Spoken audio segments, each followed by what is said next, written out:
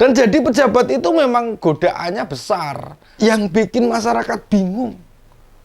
Orang jadi berpikir kesana kemari loh, ada apa? Mau seorang salah tidak kena sanksi, menjatuhkan sanksi pemberhentian tetap kepada Tradu Hasyim Asyari selaku Ketua merangkap anggota Komisi Pemilihan Umum terhitung sejak putusan ini dibacakan.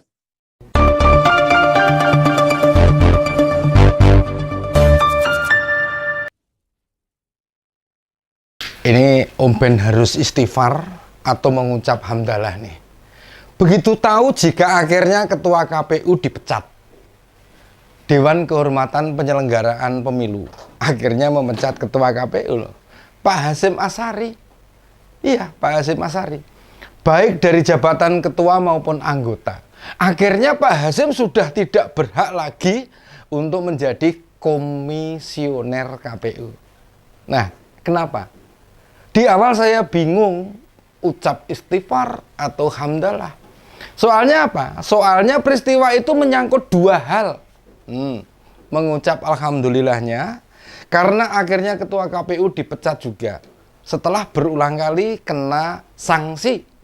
Pak Hasyim terhitung sakti loh, terbukti banyak melakukan kesalahan, namun setidaknya jabatan Ketua KPU masih dijabatnya. Lantas apa urusannya ucapan astagfirullah itu? Ya karena Pak Hasyim terbukti melakukan tindakan asusila, perbuatan mesum kepada penyelenggara yang ada di luar negeri. Miris nih, bener, ngeri. Dan gak habis pikir Om Ben, bagaimana bisa seorang pejabat negara menjalani semua itu. Dengan keluarnya putusan ini membuktikan jika penyelenggara pemilu kemarin memang tidak kredibel. Berulang kali kebijakan-kebijakan maupun aturan yang ditetapkan hingga etika pribadi jadi sorotan. Sebagai pejabat, perilakunya ya tetap akan dinilai, disorot, dilihat. Monggo, kalau memang mau mesum maksudnya, mau punya perempuan lain, mau nyimpen demenan, lepas saja jabatannya. Boleh. Yang penting ora konangan bojone ya. Sebagai pejabat nih, tidak layak mempertontonkan perilaku yang menjijikan, menjijiki loh. Yang tidak layak, dan pelecehan itu bisa-bisanya terjadi di sela-sela menjalankan tugas dengan agenda padat. Kok yo masih sempat mikir di luar kedinasan, mikir selangkangan. Iki tergoda lubang berjalan itu parah. Kalau sopir menghindari jalan yang berlubang bisa. Ini nek wis dikejar sama lubang berjalan, wah rekoso iki. Termasuk sebagai ketua KPU loh, tidakkah dikelilingi anak buah, mulai dari ajudan, aspri, staf ahli hingga sopir pribadi. Bagaimana Pak Hasyim melanggar etika? Lah apa anak buahnya nggak protes? Atau dia nggak malu? Misalnya tiba-tiba ngamar sama perempuan. Mbok kalau syahwatnya nggak nahan, jajan saja. Beli nasi padang gitu, nasinya dimakan, bungkusnya dibuang, aman. Kan bisa. Bukan malah mendekati dan melecehkan PPLN yang notabene itu anak buahnya di lapangan. Sebagai sesama muslim, saya jadi malu nih. Memang benar, tidak ada orang yang tidak punya salah. Atau tidak ada orang di dunia ini yang tidak berbuat dosa, kecuali para nabi. Tapi kan levelnya beda-beda. Dan jadi pejabat itu memang godaannya besar. Malah bila perlu nih, misalnya ada perempuan yang menggoda, ya dijauhi saja. Kami jadi rakyat ini kan jadi mempertanyakan kualitas pemilu dan pilpres kemarin beneran baik nggak? Lah ketua KPU saja sempat-sempatnya lo main perempuan. Semoga 6 komisioner yang lain bersih lah, tidak melakukan hal yang sama seperti kayak Pak Hasyim, termasuk para pejabat lain. Bener kata banyak orang, harta, tahta, dan wanita itu godaan yang sangat menggiurkan. Betul itu. Kita jadi lupa diri dan nuruti hawa nafsu. Putusan DKPP menambah daftar panjang elit pemerintahan kita. Lepas kendali. Lah kok para petinggi negara ini perilakunya macam-macam ya? Apa nggak merasa malu sama rakyatnya? Anggota DPR ya setali 3 uang. Tinggal nunggu diumumkan saja siapa 60 anggota DPR yang terlibat judi online. Nah, sebelumnya Ketua KPK maksudnya dicopot dari jabatannya karena memeras menteri yang melakukan korupsi.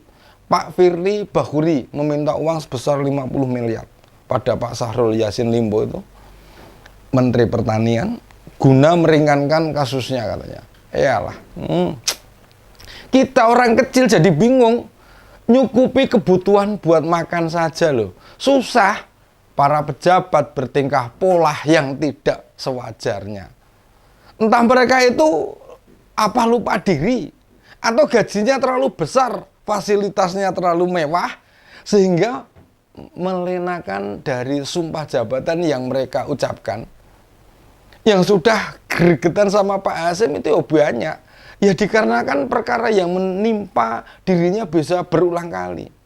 Beberapa pengamat menyebut jika dia dilindungi oleh kekuasaan, sehingga meski terbukti bersalah, yang gleleng, kebal, hanya dikenakan sanksi loh. DKPP loh berupaya peringatan keras. Entah ini kasus yang kesekian kalinya yang menimpa mantan ketua KPU Jawa Tengah itu. Semua persoalan yang mendera dirinya loh beragam, baik administratif hingga pelanggaran etik. Namun meski berulang kali disidangkan Dewan Kehormatan Penyelenggara Pemilu, jabatan ketua KPU masih melekat.